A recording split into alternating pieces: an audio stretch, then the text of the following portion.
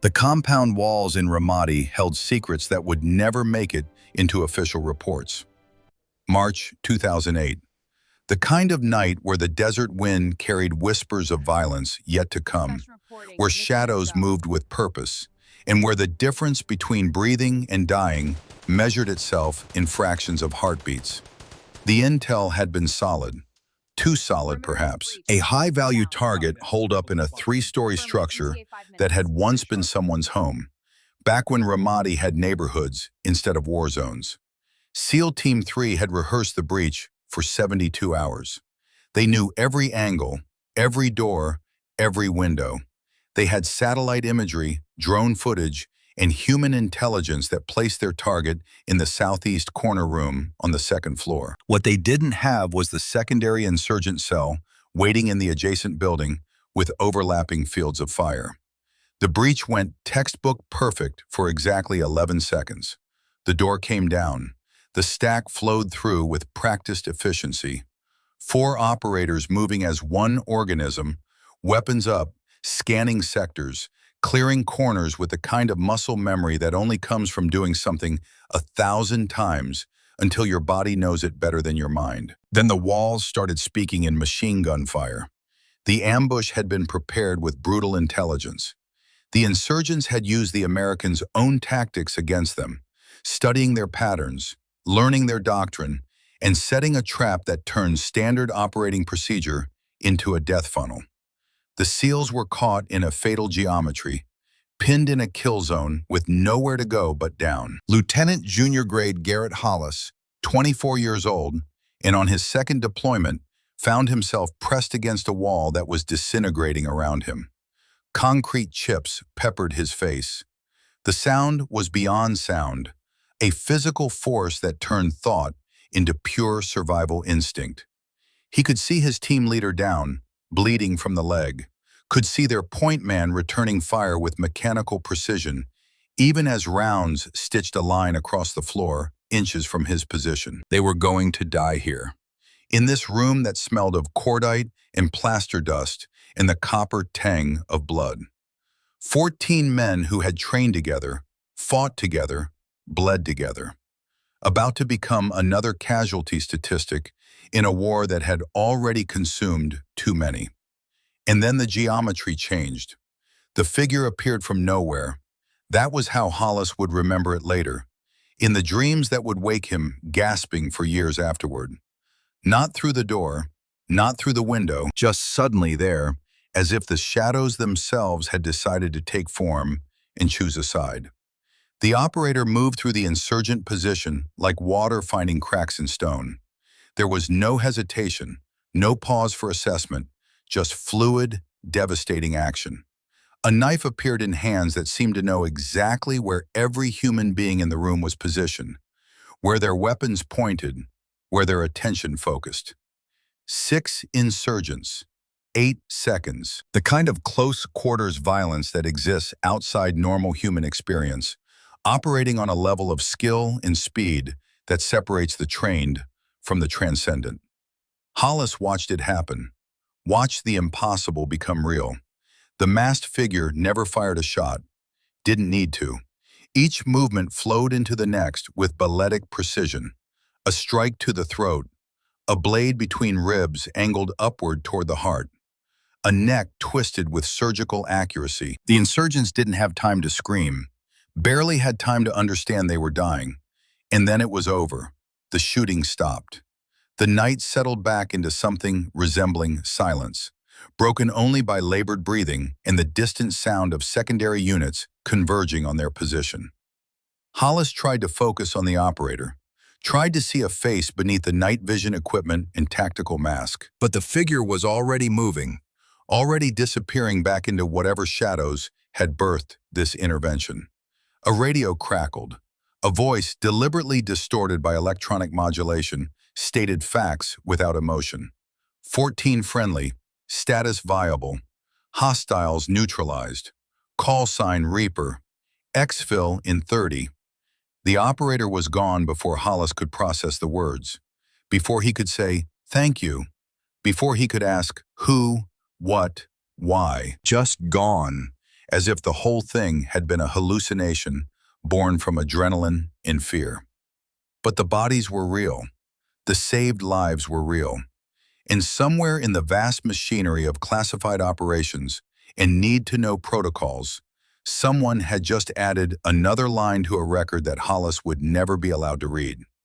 He had been saved by a ghost, and he would never know its name. 16 years later, that ghost walked through the main gate of Naval Special Warfare Training Command Coronado, carrying a single duffel bag and orders that told only half the truth. Specialist First Class Kiera Sloan Vance was 32 years old and had the kind of face that people forgot 5 minutes after meeting her. It was a useful trait in her line of work. Average height, lean build that suggested fitness without calling attention to itself. Hair pulled back in a regulation bun that was neither tight enough to signal vanity nor loose enough to suggest carelessness.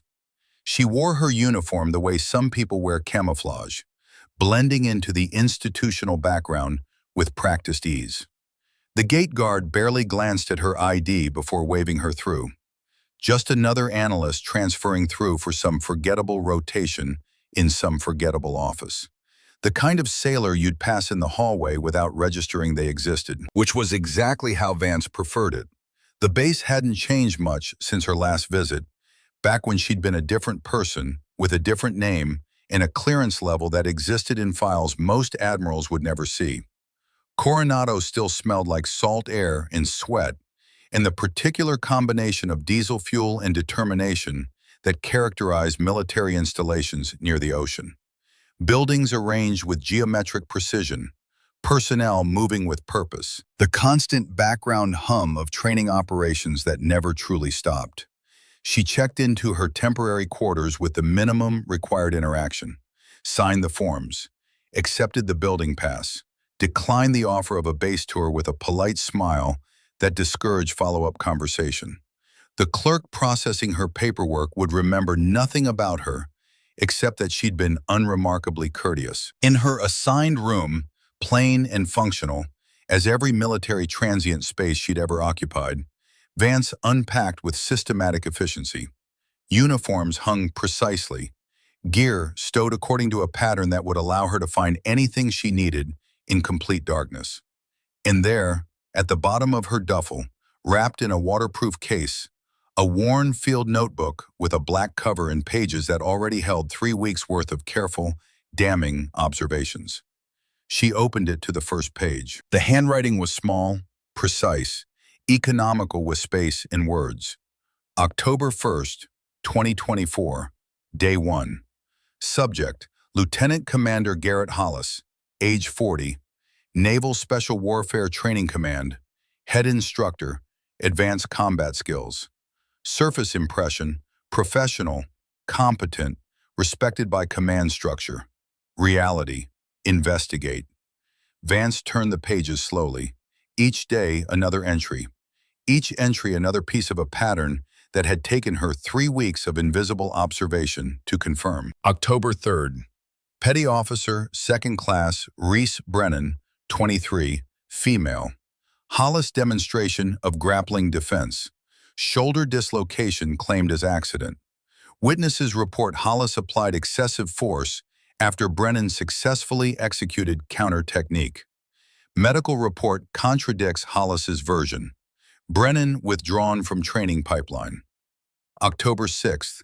Seaman apprentice Julia Whitmore, 21, female. Failed qualification evaluation administered solely by Hollis. Score recorded as 62%. Review of training footage shows performance consistent with 85% minimum. Other instructors not consulted. Whitmore reassigned to non-combat specialty. October 10th. 3 female candidates subjected to public questioning about emotional stability under combat stress. Male candidates in same training cycle not subjected to similar questioning. Pattern consistent with hostile environment creation.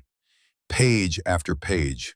21 days of watching, listening, documenting, building a case with the same methodical precision she'd once used to track high-value targets through the mountains of Afghanistan. Except this target wore the same uniform she did, taught at the same facility where she'd once learned the skills that had kept her alive through 9 combat deployments, and used his position of authority like a weapon specifically designed to destroy the careers of women who had committed no crime except wanting to serve. Vance closed the notebook and placed it in her locker. She had 4 more days of observation planned before the final phase of her operation. 4 more days of being invisible, of watching Hollis work, of gathering the last pieces of evidence she needed. And then, on the 5th day, she would stop being invisible. The Combat Skills Training Gymnasium was a cathedral of controlled violence. 40,000 square feet of mat space, weight equipment, and the accumulated sweat of generations of warriors who had prepared for battle within its walls. High ceilings that swallowed sound and gave back echoes. Fluorescent lighting that cast everything in the flat, unforgiving illumination that made you look at reality without filters. Vance had spent 3 weeks watching training sessions from the observation gallery, a shadowed space above the main floor where officers and senior enlisted could monitor instruction without interfering. She'd learned Hollis's patterns, the way he positioned himself to maximize his physical presence, the calculated timing of his criticisms, the subtle ways he isolated female candidates from peer support while maintaining plausible deniability about his intentions. He was good at what he did, which made him dangerous. On the morning of October 22nd, Vance received the message she'd been expecting, a training schedule modification. Her name listed as demonstration assistant for Hollis's advanced grappling session. Mandatory attendance, time, 900 hours. She looked at the notification on her phone for a long moment. Then she opened her notebook and wrote a single line. October 22nd, final observation. Subject has selected primary target. Operation moving to active phase. The gymnasium filled early that morning. Word had spread through the informal networks that existed in any military community. Hollis was planning something. A teaching moment was the phrase being whispered. Everyone knew what that meant. Someone was about to be made an example. Someone was about to learn that challenging the established order came with consequences. 53 sailors assembled on the mats, young faces mostly, fresh from boot camp or technical schools, hungry to prove themselves, eager to absorb whatever knowledge these hallowed halls could provide. A few older hands scattered throughout, petty officers and junior enlisted who'd been around long enough to recognize theater when they saw it. They formed a loose circle around the center mat. The air was thick with humidity, despite the ventilation systems working overtime. That particular smell of rubber matting and disinfectant and human exertion that characterize training spaces everywhere. Hollis entered from the instructor's office with the bearing of a man who owned every molecule of air in the room. 16 years had added weight to the young lieutenant who'd survived Ramadi, but it was the weight of authority rather than softness. He stood 6'2", maintained the kind of fitness that suggested regular gym time was a religious obligation, and carried himself with the confidence of someone who'd spent a career being told he was exceptional. His voice, when he addressed the assembled sailors, had the projection of someone accustomed to being heard. Ladies and gentlemen, we're going to talk about reality today. Not the sanitized version you get in your training manuals, not the politically correct fantasy that gets promoted in Pentagon briefings. I'm talking about the hard, unforgiving physics of combat. He began to pace, a predator establishing territory. Every movement calculated for maximum psychological impact. The enemy doesn't care about your feelings, doesn't care about diversity initiatives or sensitivity training or whatever social engineering project some admiral with too much time and too little combat experience is pushing this week. The enemy cares about killing you, and they will exploit any weakness, any hesitation, any physical disadvantage you bring to the fight. A few sailors nodded. Others shifted uncomfortably. They could sense something coming, but couldn't yet see its shape. Which is why we cannot afford to lower our standards, cannot afford to pretend that all bodies are created equal for the demands of combat. It's not about prejudice, it's about physics, mass, leverage, raw strength. These things matter when someone is trying to put a bullet in your skull or a knife in your ribs. He stopped pacing, turned to face the entrance where late arrivals were still filtering in. Specialist Vance, front and center. Vance had been standing at the edge of the circle, unremarkable, unnoticed, just another sailor in a crowd of sailors. She stepped forward with unhurried precision, no hesitation, no visible anxiety, just compliance with a direct order from a superior officer. She stood in the center of the mat and waited. Hollis circled her slowly, assessing, performing for his audience. Specialist Vance transferred to our command 3 weeks ago. Intelligence analysis specialty. No prior combat arms experience on record. I'm sure she's very good at her job. Very thorough with her spreadsheets and reports. A few nervous chuckles from the crowd. The kind of laughter that comes from people who want to be on the winning side of whatever is about to happen. But today, she's going to help me demonstrate why certain physical realities cannot be overcome with positive thinking and good intentions. Why some roles require attributes that not everyone possesses, and why pretending otherwise gets people killed. He moved behind her, close enough that she could feel his breath on her neck, close enough to invade personal space in a way that was technically professional, but carried undertones of intimidation. Look, sweetheart, I don't care what the new diversity quotas say. This is my mat. On my mat, you're a liability until you prove otherwise.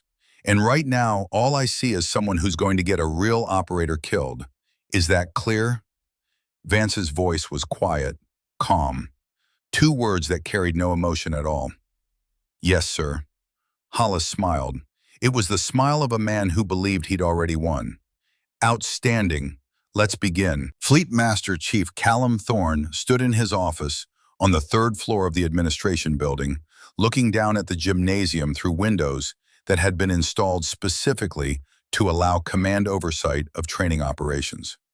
He was 62 years old, 3 months from mandatory retirement, and had spent 44 years in uniform learning to read situations that most people couldn't see. And right now, every instinct honed across 4 decades of service was screaming that something was wrong. 3 weeks ago, he'd received a message through channels that existed outside normal naval communication systems. Eyes only, delivered by courier with authentication codes that required biometric verification and a callback to a number that connected to an office with no name. The message had been brief. A Tier 1 operator was being embedded at his command undercover. Identity classified. Mission: investigation of potential systematic abuse in training programs. His role: observe only. Do not interfere. Do not attempt to identify the operator. Trust that justice was being served.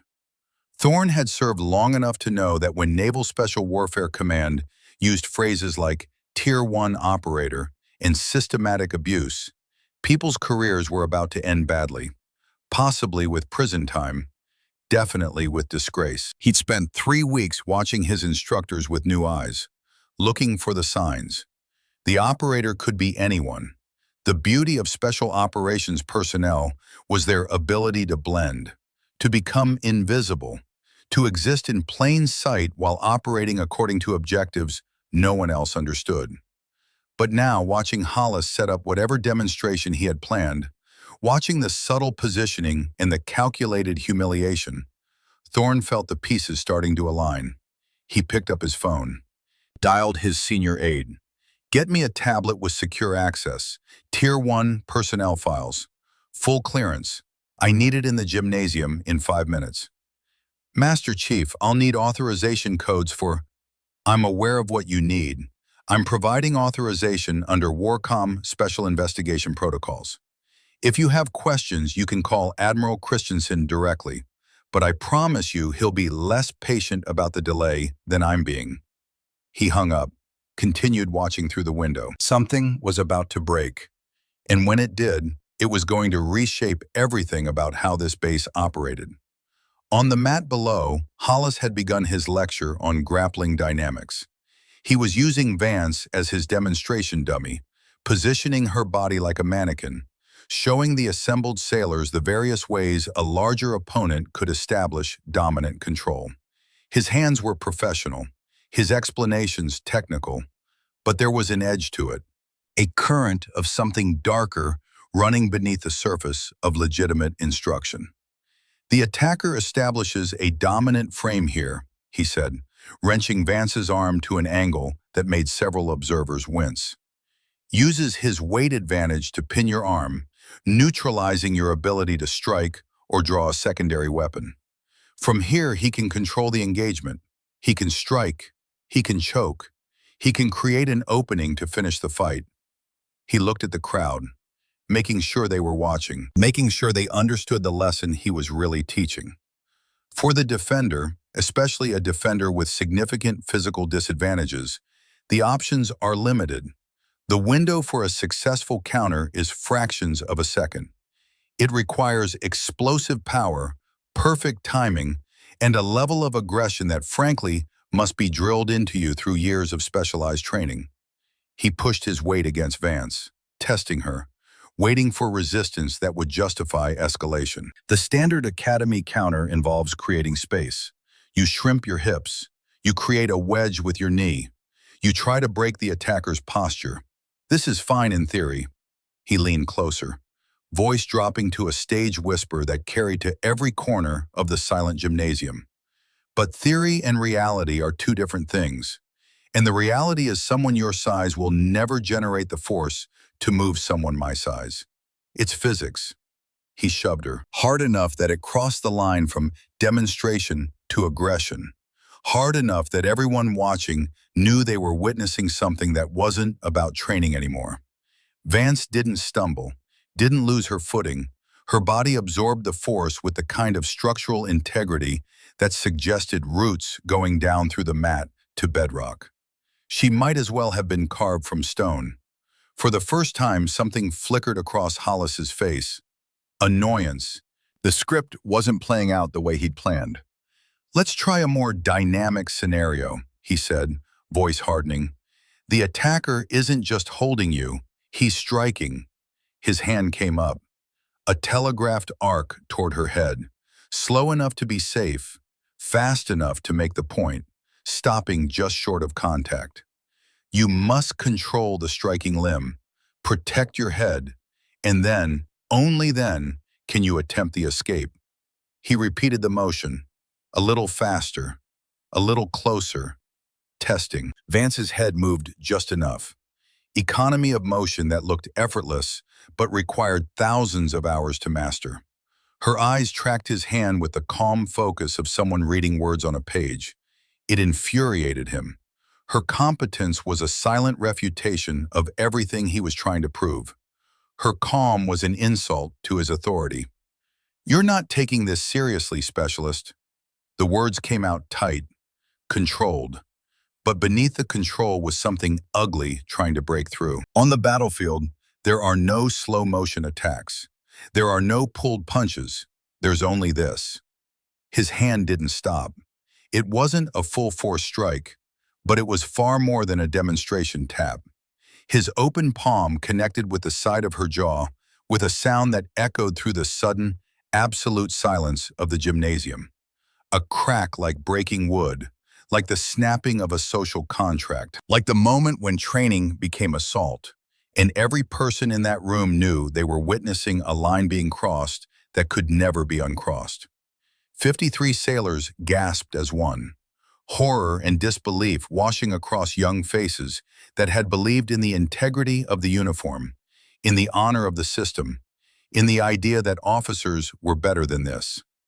Hollis stood there, hands still raised, a look of triumphant vindication on his face. He'd proven his point. He'd forced a reaction. He'd shown them all what happened when someone challenged his authority. But he'd made one critical miscalculation. Vance's head had barely moved from the impact, and now, as the echo of that slap faded into shocked silence, she turned her face back to center position. Her jaw was already reddening, but her eyes, Those calm, gray predator's eyes held no pain, no fear, no anger. Just the cold calculation of someone who'd been waiting for exactly this moment, who documented every step leading to it, who'd given Hollis every opportunity to be better than he was, and who now had all the justification she needed to show him what a Tier 1 operator could really do. For one eternal second, nothing happened. Time suspended, the world holding its breath. And then Kira Vance moved. It wasn't anger that drove her movement. Anger was wasteful, emotional, the kind of luxury that got you killed in the places where Vance had spent most of her adult life. What propelled her body through the next 1.8 seconds was something far colder and infinitely more dangerous. Professional competence meeting justified violence with the full weight of 14 years accumulated expertise. The transformation was instantaneous and absolute. The unremarkable analyst disappeared. In her place stood something else entirely. Something that had survived 67 direct action missions in the worst corners of the world. Something that had been forged in darkness and blood, and the kind of combat that existed beyond the sanitized training scenarios these young sailors had studied. Hollis's hands still hung in the air from the slap, his body weight slightly forward, his center of gravity compromised by the follow-through of his strike. His face held that triumphant smirk, the satisfaction of a bully who believed he'd just proven an ugly point. He never saw what came next. Vance's left hand moved first, not in a fist, not in anything resembling the techniques these sailors had been taught. Her fingers were extended and rigid, forming a blade that found the brachial plexus origin point on the side of Hollis's neck with surgical precision. 2 inches below his clavicle, slightly lateral to the sternocleidomastoid muscle, a target the size of a quarter that required exact anatomical knowledge to locate and even greater skill to strike with the necessary force. The effect was immediate and devastating. The entire nerve cluster shut down like someone had flipped a switch. Hollis's right arm went instantly numb, hanging uselessly at his side. His brain tried to send signals to the limb. The signals went nowhere. The arm had ceased to exist as a functional tool. But Vance was already 3 movements ahead.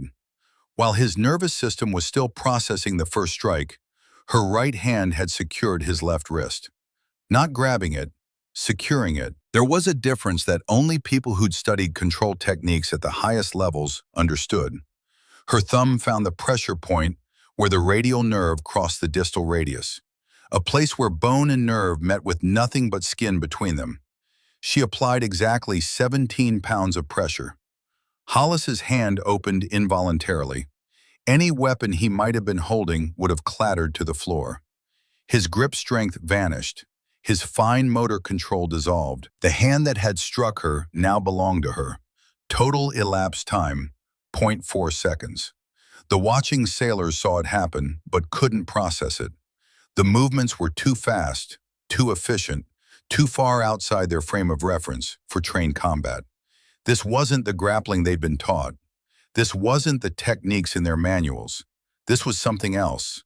Something refined in places where failure meant death, and success was measured in the continued beating of your heart. Hollis's face had just begun to register shock. His mouth opening to speak, to protest, to reassert the authority that was evaporating like morning dew under desert sun. But speech requires breath and balance, and Vance was systematically destroying both. She stepped not away but into him, closing distance instead of creating it, violating every defensive principle these sailors had learned. But Vance wasn't defending. She was attacking with the kind of controlled aggression that came from knowing exactly how much force to apply and exactly where to apply it. Her hip became a fulcrum, physics transformed into weaponry. She used his forward momentum against him, redirecting 60 pounds of weight advantage into a liability. His center of gravity, already compromised, found no purchase. His legs, strong and well-trained, discovered they were supporting a structure whose foundation had been kicked out from under it. He was falling. But falling implied lack of control, Randomness, gravity taking over. This was something different. Vance controlled every inch of his descent. She spun under his useless right arm, her movements flowing like water, finding the path of least resistance. One arm snaked across his chest, her other hand cupped the back of his head with deceptive gentleness. Hollis landed on his back on the mat, not with a crash, not with the violent impact his size and weight should have produced, but with a controlled thud that spoke to the absolute mastery Vance had over his body, over the situation, over every molecule of air in the suddenly silent gymnasium. She ended up kneeling on his chest, one knee pinning his remaining functional arm, her forearm pressed firmly against his windpipe, not choking him, not crushing his trachea, just establishing a position of such complete and total control that resistance would be physically impossible. He could not move, could not speak, could barely breathe around the pressure on his throat. His eyes were wide with terror and disbelief, staring up at the calm, impassive face of a woman who had just dismantled him as thoroughly as a mechanic disassembling an engine. Total elapsed time from the moment his hand struck her face to the moment he found himself pinned and helpless on the mat. 1.8 seconds. The silence in the gymnasium was absolute. The kind of silence that follows something so shocking, so fundamentally reality-altering, that the human brain needs time to process what the eyes have witnessed. 53 sailors stood frozen, mouths open, minds struggling to reconcile the unassuming analyst from 3 weeks ago with the impossibly lethal force that had just been unleashed. Vance maintained the pin for exactly 5 seconds, long enough for the lesson to sink in, long enough for every person in that room to understand that what they just witnessed wasn't luck or a fluke or a momentary advantage. It was the demonstration of a skill gap so vast that it existed in a different dimension from anything they'd been taught. Then, with the same fluid efficiency she'd used to take Hollis down, she disengaged. One smooth motion, and she was standing, hands loose at her sides, posture relaxed but ready. Her breathing remained slow and even. She might as well have been standing in line at the commissary for all the exertion her body showed. Hollis scrambled to his feet, shame and fury warring on his face. His right arm was beginning to regain sensation, pins and needles flooding back as the nerve disruption faded. His throat worked, trying to find words that could explain what had just happened, that could restore the authority that had been stripped away in less than 2 seconds. But before he could speak, a voice cut through the silence, a voice that carried the weight of 4 decades in uniform and the kind of authority that needed no volume to command absolute attention. Lieutenant Commander Hollis, Specialist Vance, maintain your positions. Fleet Master Chief Callum Thorne walked across the gymnasium floor with the measured pace of a man who'd learned long ago that rushing destroyed credibility. He carried a ruggedized military tablet in his left hand. His face was carved granite, giving away nothing. Behind him, his aide followed, looking nervous and uncertain. The aide understood that something significant was happening, but couldn't yet see its shape. Thorne knew, had known for 3 weeks, had been waiting for this moment with the patience of someone who'd spent a career understanding that justice moved on its own timeline. He stopped directly between Vance and Hollis, looked at both of them with eyes that had seen every kind of military drama play out and weren't impressed by any of it. Specialist Vance, on your feet and at attention. It was unnecessary. Vance was already standing, but the formality mattered. Established protocol, made what came next official rather than personal. Vance came to attention, perfect posture, eyes forward, waiting. Hollis opened his mouth. Thorne silenced him with a single glance. The kind of look that senior enlisted develop after years of dealing with officers who believe their rank makes them special. The kind of look that says without words, "You will be quiet now, and you will remain quiet until I decide otherwise." Hollis's mouth snapped shut. Thorne looked at his aide. "Display Specialist Vance's personnel jacket. Full access, Tier 1 clearance. The aide's fingers fumbled on the tablet. Master Chief, that level of access requires... I'm aware of what it requires. I'm providing authorization under Naval Special Warfare Command investigation protocols. Authentication code Whiskey Tango 77 Delta Charlie. Verify. The aide's eyes widened as he entered the codes. Tier 1 clearance was reserved for the most classified personnel files in the entire Department of Defense. Files that admirals needed special permission to access. Files that existed in systems with security protocols that would make a paranoid conspiracy theorist feel vindicated. The tablet screen changed. Rows of text and classification headers appeared. The aide stared at what he was seeing, his face going pale. He looked up at Thorne, then at Vance, then back at the screen. Master Chief, this is... Hand me the tablet.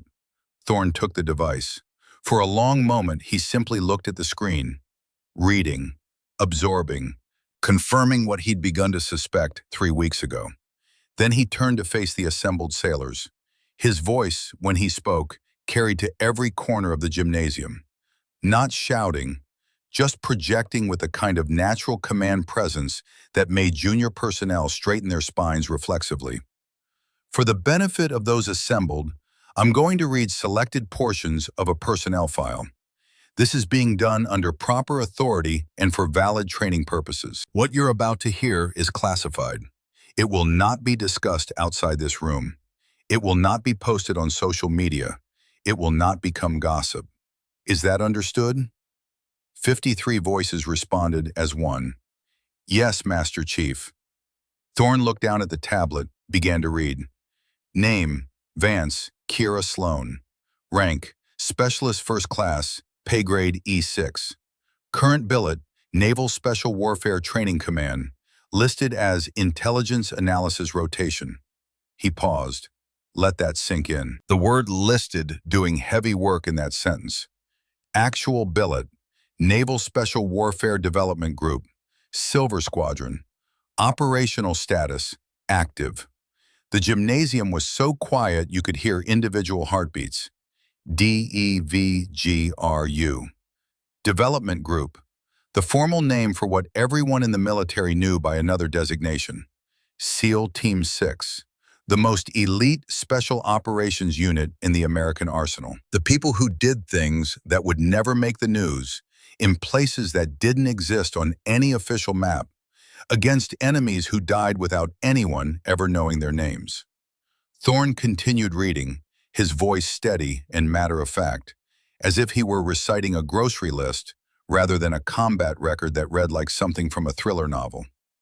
Service duration, 14 years active duty, enlisted at age 18, basic underwater demolition/SEAL training, graduated class 287, top of class in weapons proficiency, close quarters combat, and tactical planning. Selected for SEAL Team 5 immediately upon graduation. Deployed to Iraq, Afghanistan, and classified locations. He scrolled down. The list kept going. After 4 years with Team 5, selected for Green Team. Passed DevGru selection and training. First female operator to complete Green Team without recycling. Dismissed to Silver Squadron with primary specialization in direct action and sensitive site exploitation. The sailors were staring at Vance with new eyes. She stood at attention, face showing no emotion, as if this recitation of her life had nothing to do with her. As if someone were reading the technical specifications of a piece of equipment rather than describing a human being who'd spent 14 years learning to be a weapon. Thorne's voice dropped slightly, became more grave. Combat deployments, 9 rotations, Iraq, Afghanistan, Syria, Yemen, and 5 locations that remain classified. Direct action missions, 67 documented. Confirmed kills, 47 enemy combatants neutralized in close quarters combat. He let that number hang in the air. 47 human beings who'd gone into a room breathing and come out as corpses, because they'd made the mistake of being on the opposite side of Kira Vance. Decorations and awards. Navy Cross, awarded 2009 for actions during Operation Phantom Fury, Ramadi Province, Iraq. Citation classified. 3 Silver Stars for valor under fire. Purple Heart for wounds sustained during classified operation in Afghanistan. Navy and Marine Corps Commendation Medal with Combat V device, and approximately 17 other awards and decorations for which the citations remain classified. Thorne looked up from the tablet, looked at Hollis, who had gone absolutely still, looked at the young sailors whose worldview was being systematically reconstructed. Then he looked at Vance, and something that might have been respect flickered across his weathered face. Specialized training and qualifications. Advanced Close Quarters Combat Instructor Certification, Master Breacher, Covert Methods of Entry Specialist, Advanced Tactical Medicine, Survival, Evasion, Resistance, Escape Instructor, Foreign Weapons and Tactics Specialist, and multiple other qualifications that remain classified. He closed the tablet cover with a soft snap. Specialist Vance's operational call sign is Reaper. She earned that designation during her second deployment to Iraq when she neutralized 6 enemy combatants in an ambush situation using nothing but a combat knife and 8 seconds of what the after-action report described as unprecedented close-quarters violence. She has maintained a 0 mission failure rate across 67 direct action operations. She is, by every measurable metric, one of the most lethal hand-to-hand combatants currently serving in the United States military. The silence that followed was profound. Not the shocked silence from before. This was something deeper. The silence of people confronting a reality so far outside their frame of reference that it demanded a complete recalibration of how they understood the world. Thorne turned to face Hollis directly.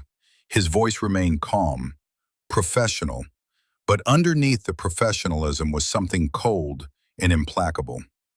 Lieutenant Commander Hollis, you just struck a Navy Cross recipient, a Tier 1 operator with more combat experience than every instructor on this base combined. A warrior who has spent 14 years defending this nation in ways you will never be cleared to fully understand. Hollis tried to speak. Master Chief, I didn't know. I had no way of knowing. You had no need to know.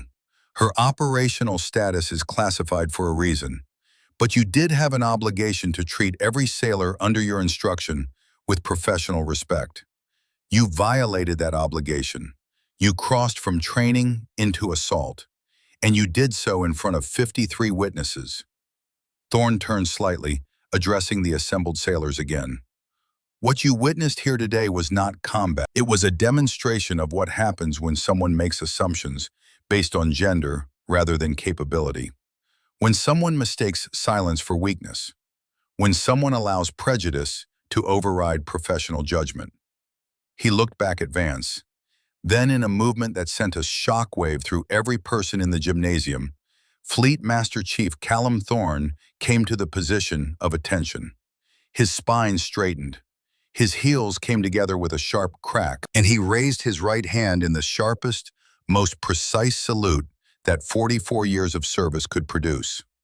Specialist Vance, on behalf of the Naval Special Warfare community, I apologize for the unprofessional and criminal conduct you were subjected to today. Thank you for your patience in allowing this situation to reach its necessary conclusion. And thank you for your 14 years of service to this nation and the missions you've completed that I'm not cleared to know about. For 3 full seconds, Vance remained at attention. Then she returned the salute with the same crisp precision. Her voice, when she finally spoke more than 2 words, was calm and level. The voice of someone who'd given briefings to generals and debriefed senators on operations that would never be declassified. Master Chief, the situation was handled appropriately, no apology necessary. But Thorne shook his head slightly. With respect, Specialist, an apology is very necessary. You came here under orders to investigate systematic abuse in our training programs. You were embedded undercover with my knowledge, but without my interference, as per protocol. You did your job. You gathered evidence. You gave Lieutenant Commander Hollis every opportunity to demonstrate professional conduct. He failed that test. The fault is not yours. He lowered his salute, turned to face Hollis, whose face had cycled through shock, confusion, and was now settling into a gray understanding of exactly how thoroughly his life was about to change. Lieutenant Commander, you are hereby removed from instructional duties pending a full investigation. You will report to the base legal officer immediately. You will surrender your building access and instructor credential, and you will not, under any circumstances, have contact with any personnel involved in this incident. Is that clear? Hollis's voice came out as a croak. Master Chief, there must be some mistake. The only mistake was yours, and it was a catastrophic one. Now move. Two master-at-arms had appeared at the gymnasium entrance, as if summoned by some signal no one else had seen. They approached Hollis with professional courtesy, but the message was clear. He was being escorted. Removed. His authority stripped away as efficiently as Vance had stripped away his physical control. As they led him toward the exit, Hollis turned back one last time, looked at Vance with something that might have been recognition struggling through the wreckage of his ego. Ramadi, he said, his voice barely above a whisper. 2008, Operation Phantom Fury, the ambush, the compound, that was you.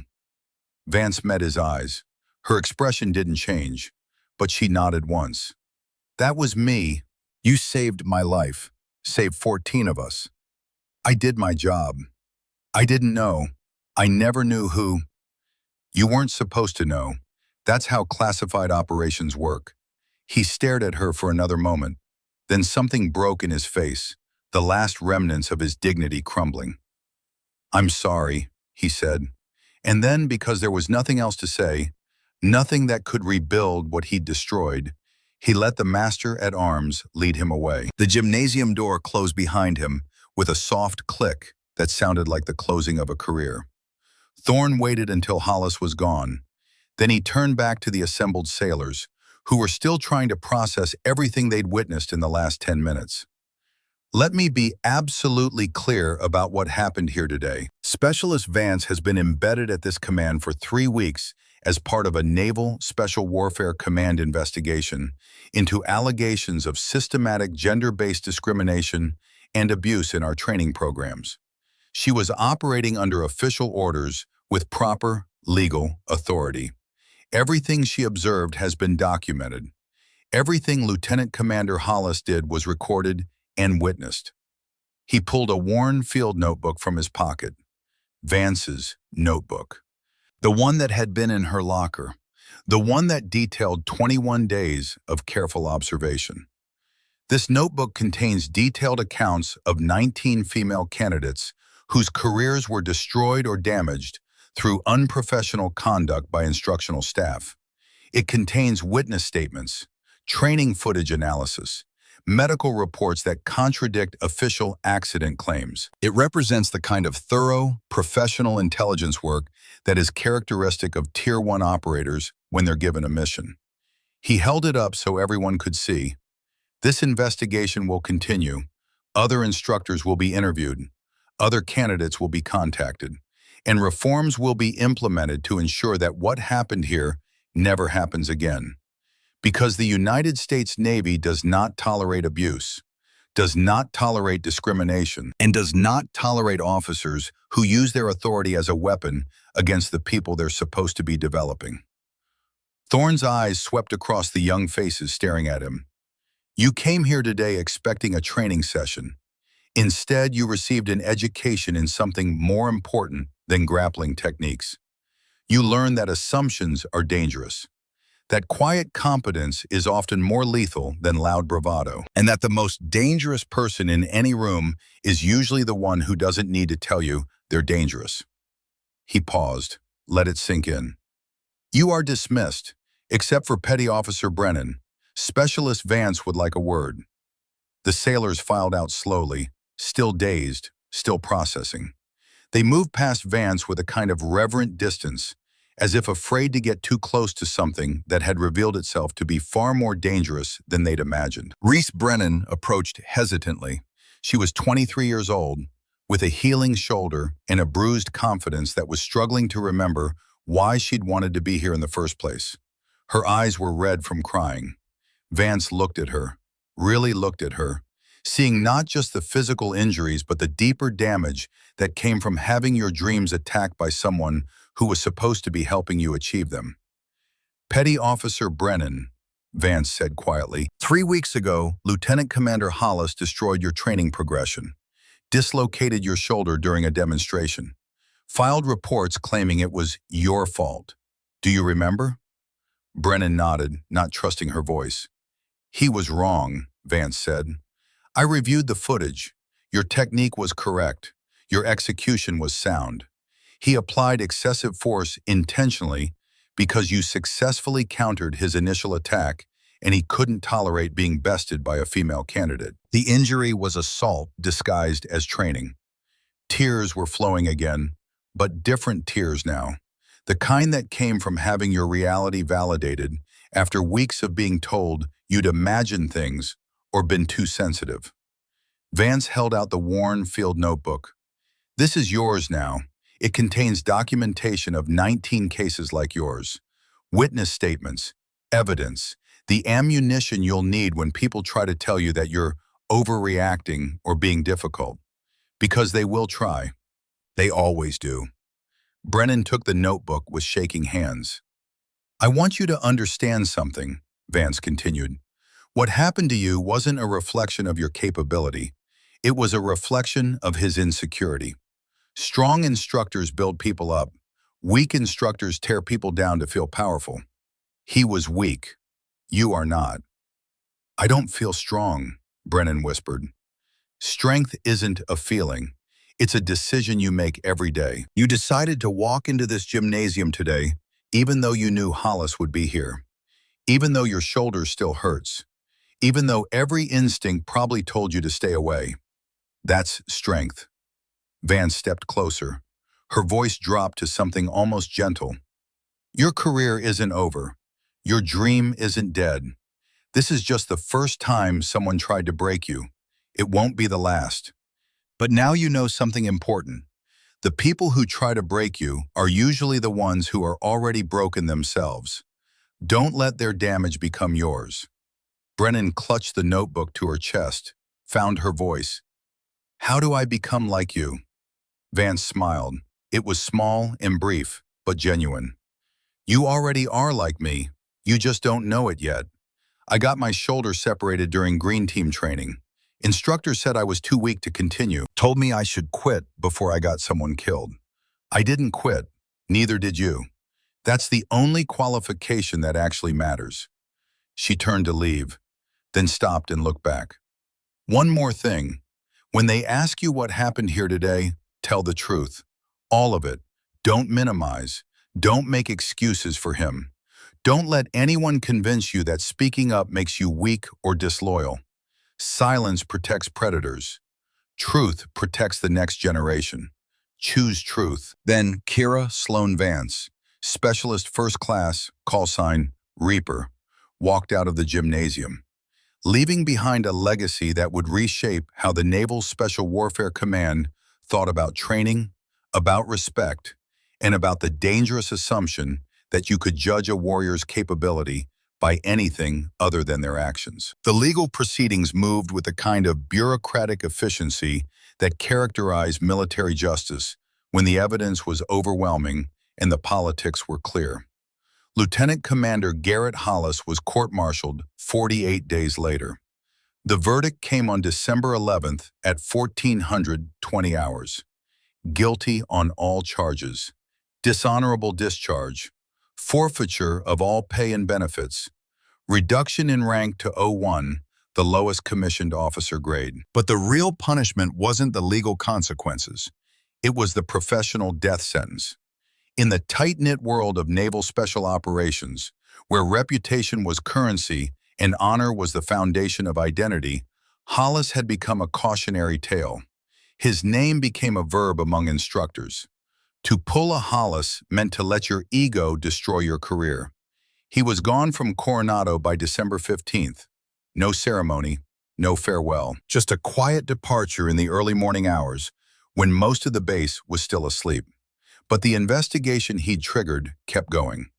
Naval Special Warfare Command formed a task force to review training protocols across all NSW facilities. Vance spent 3 weeks providing testimony. The task force's final report, released in March 2025, contained 47 recommendations for improving training environments, preventing abuse, and creating accountability structures. More importantly, it changed the conversation. It established that protecting standards didn't require tolerating abuse, that demanding excellence didn't mean accepting discrimination, that the strongest military in the world could become even stronger by ensuring that capability, not prejudice, determined who got the opportunity to serve. The blue mat in the Coronado Gymnasium became something of a landmark. 3 weeks after Hollis's departure, a small black star appeared on the mat in permanent marker, right where his head had rested when Vance had pinned him, right where the entire base's understanding of competence and respect had been forcibly recalibrated. The instructors initially tried to remove it, scrubbed at it with cleaning solvents, but the marker had been chosen deliberately, industrial strength, the kind that bonded with rubber at a molecular level. Eventually, they stopped trying. The star stayed, and within weeks, it had acquired a name: the Reaper's Mark. New candidates were brought to see it on their first day. Instructors used it as a teaching tool. They would gather the nervous, uncertain young sailors around that star and tell them the story. The details varied depending on who was telling it, but the core remained constant. A quiet professional had stood in this spot, had been underestimated, dismissed, assaulted, and had responded with such overwhelming competence that it changed the institution. The lesson wasn't about revenge. It was about the dangerous assumption that you could judge a warrior by anything other than their capability. It was about the fact that respect couldn't be demanded. It had to be earned through action. And it was about understanding that the most lethal people in any room were usually the ones who didn't need to announce their lethality. By summer 2025, female candidates applying to naval special warfare programs had increased by 340%. Not because standards had been lowered. The standards remained exactly the same, but because word had spread that the culture was changing, that abuse wouldn't be tolerated, that gender wouldn't be used as a weapon, that if you had the capability, you'd get the opportunity. Among those applicants was Reese Brennan. Her shoulder had healed.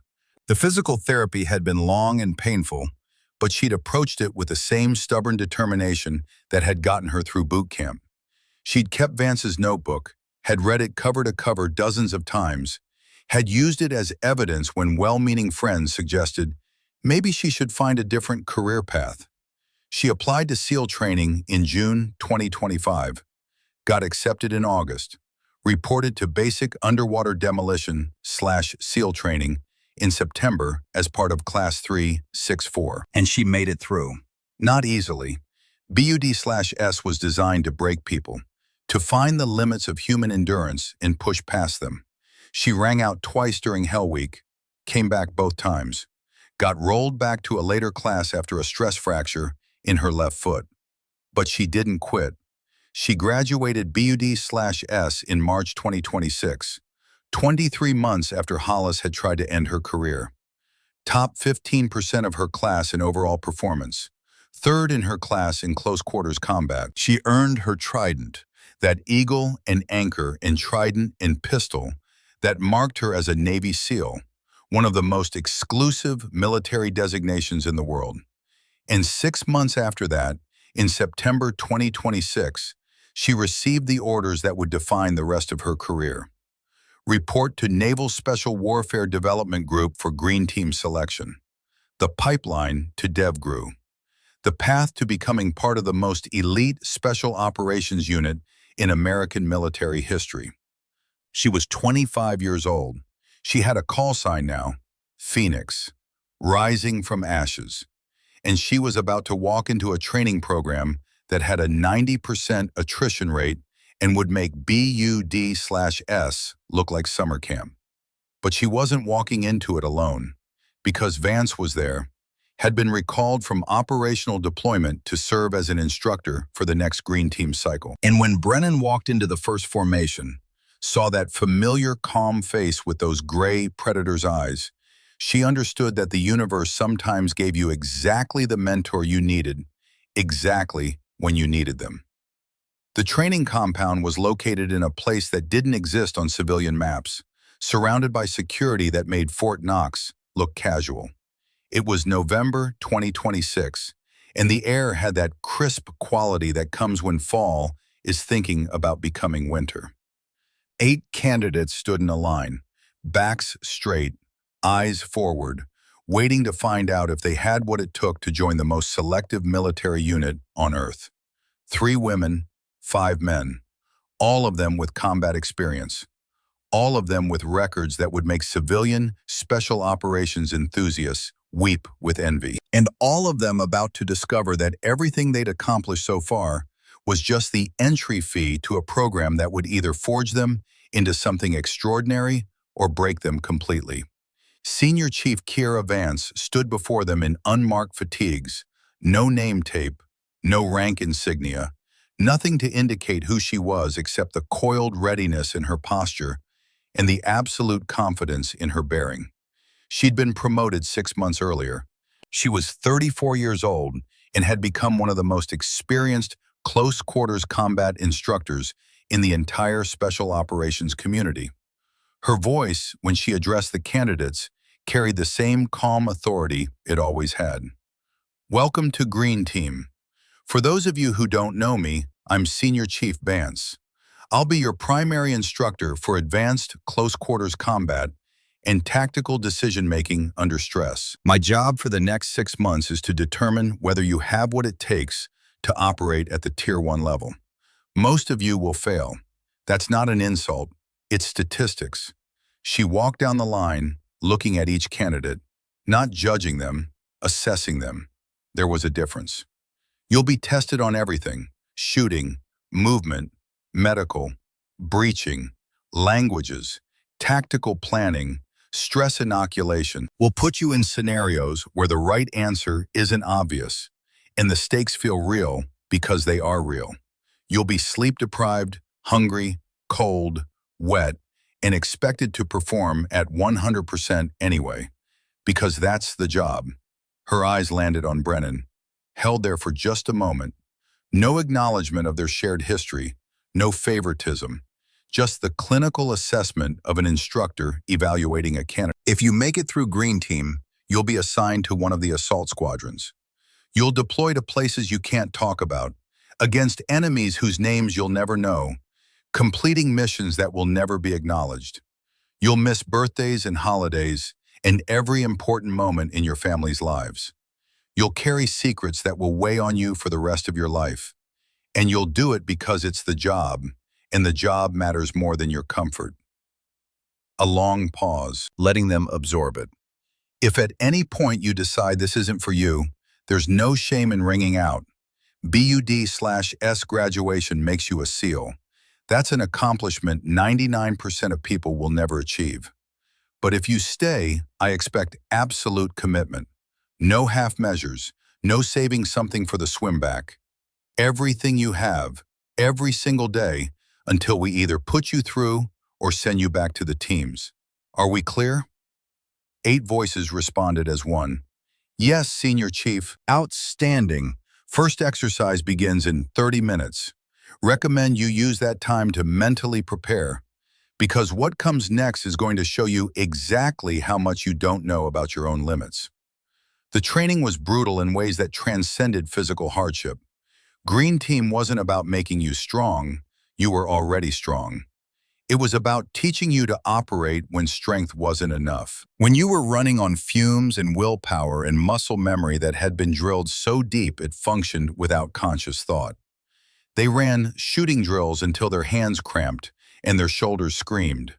They practiced room clearing until they could do it blindfolded, until every movement was instinctive, until the geometry of violence became a language they spoke fluently. They studied enemy tactics and friendly capabilities and the thousand tiny details that separated successful missions from catastrophic failures. And through it all, Vance watched, evaluated, pushed them past what they thought they could endure, and then pushed them further. She was demanding but never cruel, exacting but never arbitrary. Every exercise had a purpose. Every correction was tactical rather than personal. Brennan excelled in some areas and struggled in others. Her shooting was excellent. Her tactical planning was sound, but she carried tension in her body that affected her movement efficiency, a lingering remnant of the shoulder injury and the psychological weight of having been broken before.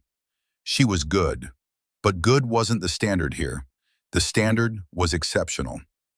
3 months into the program, during a particularly grueling close-quarters combat scenario, Brennan froze. It was just for a second. A target appeared unexpectedly in a doorway during a live-fire exercise, and her body hesitated. The hesitation was born from fear of making a mistake, from the deep-down worry that she wasn't good enough, that someone would find a reason to break her again. That 1-second hesitation in a real-world scenario would get someone killed. Vance called an immediate halt to the exercise, cleared the range, and approached Brennan with the kind of calm focus that suggested this was a teaching moment rather than a failure. "Talk to me about what happened." Brennan's jaw was tight, frustration and shame warring on her face. "I hesitated, Senior Chief. Target appeared and I second-guessed my shot placement." "Why?" "I was worried about making a mistake, about giving someone a reason to say I wasn't good enough." Vance nodded slowly, understanding immediately where that fear came from. Hollis's ghost was still haunting Brennan's performance, still whispering that she was a liability, still making her question her own competence. "Come with me." Vance led Brennan away from the range to a small outdoor area where they could talk privately. The November air was cold, and their breath formed clouds as they spoke. "When I went through Green Team," Vance began, "I hesitated on a similar drill. Target popped, I froze for maybe half a second, and my instructor stopped everything. Pulled me aside just like this. You know what he told me?" Brennan shook her head. "He said that I was carrying someone else's judgment in my head, that I was making decisions based not on the tactical situation in front of me, but on some phantom evaluator who was waiting for me to fail. And he told me that until I killed that phantom, I'd never be able to operate at the level this job requires." Vance's gray eyes held steady on Brennan's face. "Hollis broke something in you. That's real, and pretending it didn't happen doesn't help. But you've been carrying him with you ever since. Every time you step into a training scenario, part of your brain is still in that gymnasium, still waiting for someone to tell you that you're not good enough. And that phantom is going to get you killed. How do I stop carrying it? You make a choice. Right now. Right here. You decide that his judgment doesn't define you, that his abuse was about his weakness, not yours. And you decide that the only standard that matters is the one you set for yourself, based on the mission requirements and your capability to meet them." Vance stepped closer. Her voice dropped to something almost gentle but no less intense. "You're good enough, Brennan. You've already proven that. You graduated BUD/S. You earned your trident. You made it 3 months into a program that breaks most people in the first week. You've got the skills. You've got the mindset. The only thing standing between you and success is the fear that someone is going to take it away from you again. But nobody can take it away unless you let them. And I'm telling you right now, don't let them." Brennan felt something break loose in her chest, a knot of tension she'd been carrying for 2 years. The ghost of Hollis's voice saying she was a liability. The phantom evaluator waiting for her to fail. It didn't disappear completely, but it loosened, became smaller, more manageable. "Yes, Senior Chief, I understand. Do you? Because I need to know that when we put you in a real-world scenario, when lives are on the line, You're going to trust your training and take the shot. I can't have an operator who second guesses herself at critical moments. That's not about gender or physical capability. That's about mental performance under stress. So I'm asking you directly, can you do this job? Brennan met Vance's eyes, saw no judgment there, just a genuine question that demanded an honest answer.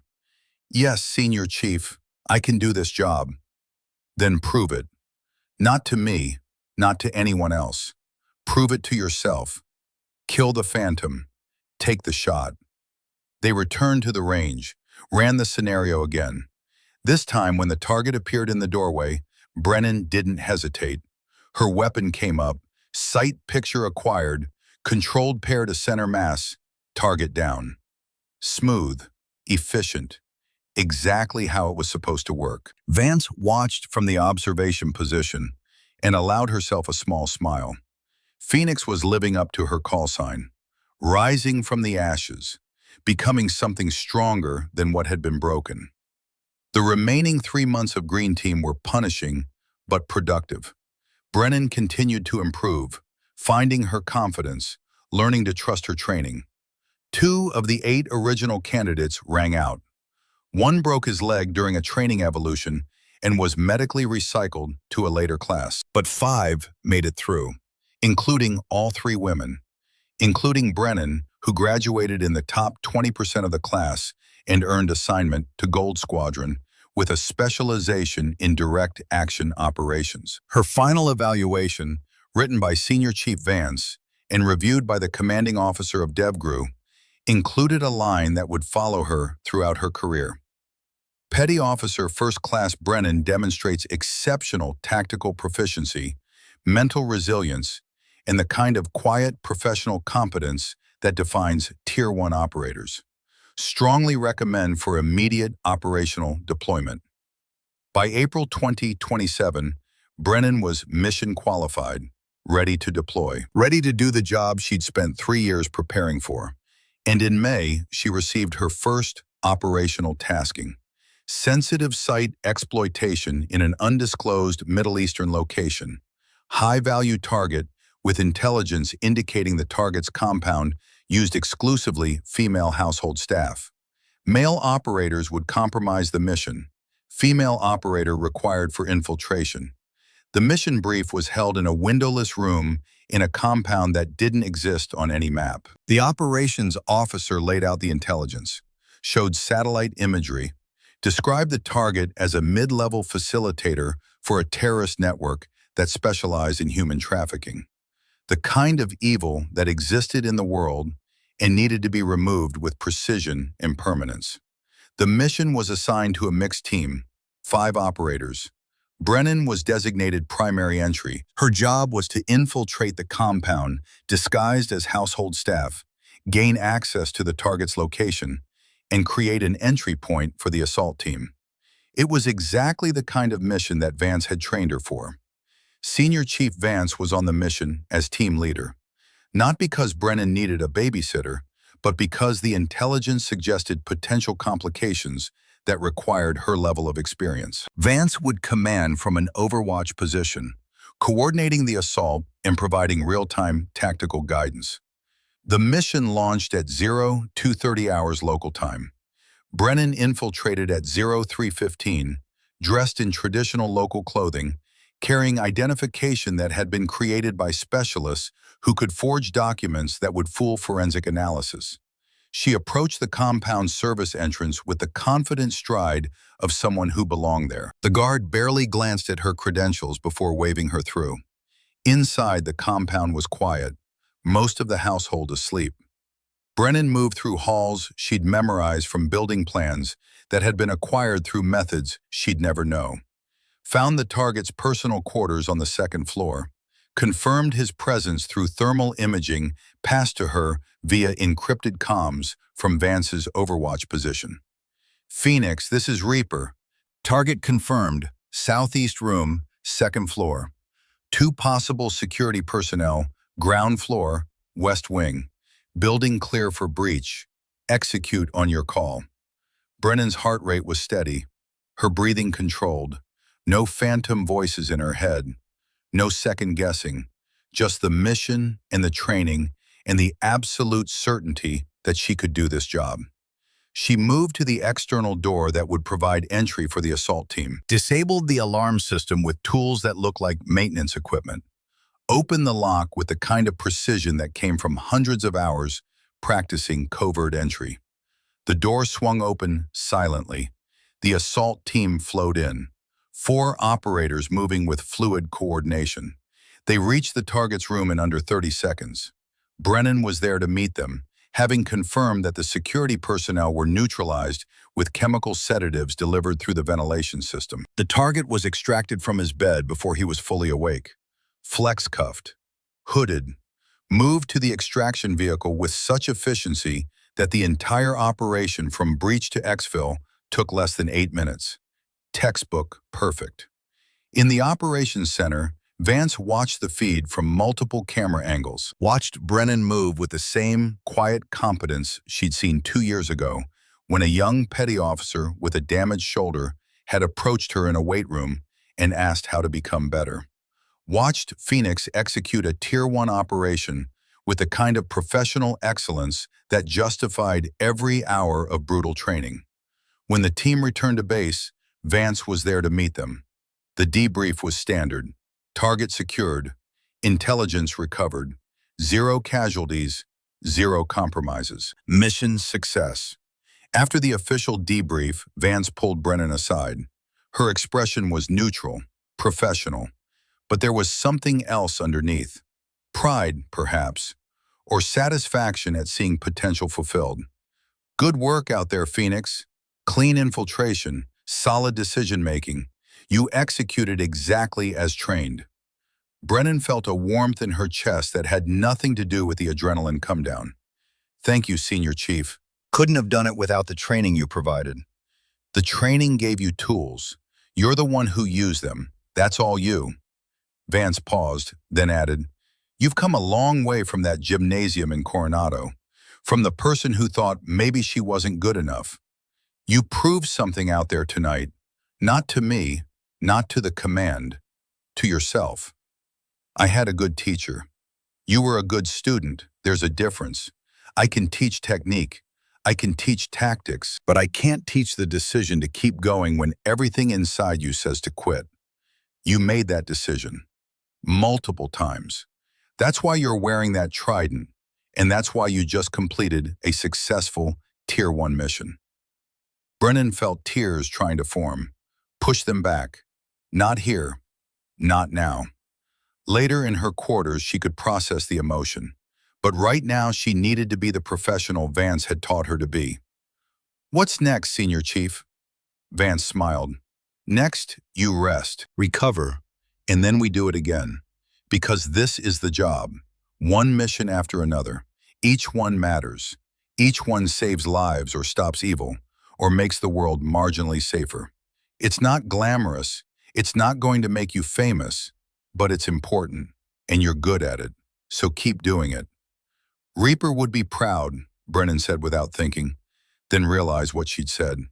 I mean, Reaper is proud, Vance corrected gently, and honored to have been part of your journey. Now go get some sleep. That's an order. 3 years after the incident in the Coronado Gymnasium, the cultural transformation was complete enough that people had started to forget it had ever been different. Female candidates were evaluated on capability rather than prejudice. Instructors who showed bias were removed quickly and quietly. The reporting mechanisms worked. The oversight functioned. The institution had learned. But the story still circulated, passed from one class of candidates to the next, told by instructors who used it as a teaching tool about assumptions and respect, and the dangerous mistake of underestimating quiet professionals. The blue mat with the black star became something of a pilgrimage site. Candidates would touch it before their final qualifications. Instructors would run training scenarios around it, using the space as a reminder of what their profession demanded. The star had faded some, the marker weathered by 3 years of traffic and cleaning and the simple passage of time. But it was still there, still visible, still serving its purpose. In December 2027, 3 years to the day after Hollis's court-martial, a new crop of candidates gathered in the Coronado Gymnasium for their first day of advanced combat training. Among them was a young woman named Sarah Collins. She was 18 years old, fresh out of boot camp, eager and nervous, and carrying dreams that felt impossibly large. The instructor, a senior chief who'd been at Coronado through the Hollis era and remembered the transformation, gathered the candidates around the mat, around the star, and began the ritual that had become tradition. "This mark," he said, pointing to the faded black star, "represents a lesson that every one of you needs to understand before you take another step in this career. It's called the Reaper's Mark, and it's named after one of the most lethal operators in naval special warfare history." He told the story. The embedded investigation, the systematic abuse, the confrontation, the takedown that lasted less than 2 seconds, the revelation of who Vance really was, the court-martial, the reforms, the legacy. The lesson, he concluded, is that respect can't be demanded, it must be earned through competence. And the most dangerous person in any room is usually the one who doesn't need to announce their danger. You will be judged by your actions, not your appearance, by your capability, not your gender, by your character, not your politics. And if you internalize that lesson, if you live it every single day, you'll become the kind of warrior this nation needs. Sarah Collins listened with wide eyes, felt something shift inside her chest, a decision crystallizing. She would prove herself through action, would let her competence speak louder than any words, would honor the legacy of the warrior whose actions had made her presence here possible. She reached out and touched the star, felt the texture of the rubber mat under her fingers, made a silent promise to the ghost of that moment, to Vance, wherever she was in the world doing work that would never be acknowledged, to Brennan and the other women who'd refused to quit when everything said they should, to the future version of herself who would stand in some other place, facing some other challenge, and find the strength to keep going. The instructor watched her touch the star, nodded approvingly. "Good. Remember that feeling. You're going to need it." Across the country, in a place that existed off the books and operated according to rules that weren't written down, Senior Chief Kiera Vance sat in an office that had once belonged to Fleet Master Chief Callum Thorne. He'd retired 6 months earlier, had handed her the keys with a smile, and told her the job was hers until she decided she was done with it. The office overlooked the same training areas where she'd spent 14 years learning to be a weapon, where she'd been forged and tested and proven, where she'd become the Reaper. And now she was responsible for developing the next generation, for passing along the lessons she'd learned in blood and darkness, and the quiet spaces between missions where you processed what you'd seen and tried to remain human despite doing inhuman work. On her desk was a message that had come through secure channels. Brennan had been selected for a specialized assignment. Details classified, but the gist was clear.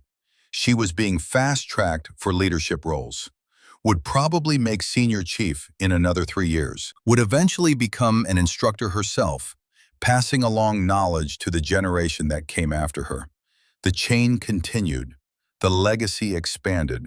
One person teaching another, who would teach another, who would teach another, until the entire institution had been reshaped by the accumulated wisdom of professionals who understood that capability mattered more than prejudice. Vance opened her desk drawer, pulled out a worn field notebook with a black cover, the one she'd given to Brennan in that gymnasium 3 years ago. Brennan had returned it 6 months earlier with a note, "Mission accomplished, passing it forward." The notebook was fuller now. Brennan had added her own observations, her own documentation of moments when standards needed defending, when someone needed an advocate, when the system tried to revert to old patterns and required correction. And there were entries from other women too, junior officers and enlisted personnel who'd been given the notebook when they needed evidence that they weren't alone, that the struggle was real but winnable, that competence would ultimately prevail. Vance turned to the last page, wrote a new entry in her small, precise handwriting. December 11th, 2027. 3 years since the investigation concluded. The institution has changed. Not perfectly, not completely, but measurably. Female candidates now comprise 23% of NSW pipeline, completion rates approaching parity with male candidates. Cultural shift observable in instruction methods, evaluation criteria, and peer support structures. The mission continues, standards maintained, legacy growing. She closed the notebook, placed it back in the drawer, locked it. Tomorrow a new class would begin training. The cycle would continue. Some would succeed, some would fail. But all of them would be evaluated on the only standard that mattered. Could they do the job? Her phone buzzed. A message from an encrypted number. Mission tasking. Details to follow. She was being recalled to operational status for a high-priority target. The kind of mission that required her specific skill set and her years of experience. She stood, put on her jacket, checked that her gear was ready. The office would wait, the administrative work would wait, but the mission couldn't wait because somewhere in the world, evil was operating and someone needed to stop it. And that someone was her. Before she left, she looked out the window one last time, saw candidates training on the grounds below, saw instructors teaching with patience and professionalism, saw a young woman executing a perfect takedown on a training partner twice her size, using leverage and technique to overcome physical disadvantage.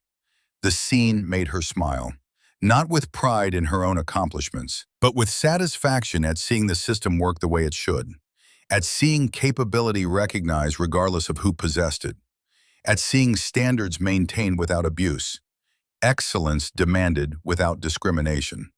She thought about Sarah Collins, the 18-year-old who'd touched the Reaper's mark that morning and made a silent promise. Collins would face challenges, would encounter people who doubted her, would have moments where quitting seemed easier than continuing. But she would also have evidence that others had walked this path before her, that the obstacles she faced weren't insurmountable, that competence, consistently demonstrated, would eventually overcome prejudice.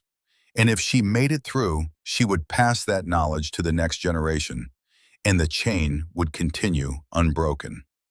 Vance turned off the office light, walked out into the corridor, headed toward the armory to check out weapons for her mission. The black star on the blue mat would fade eventually.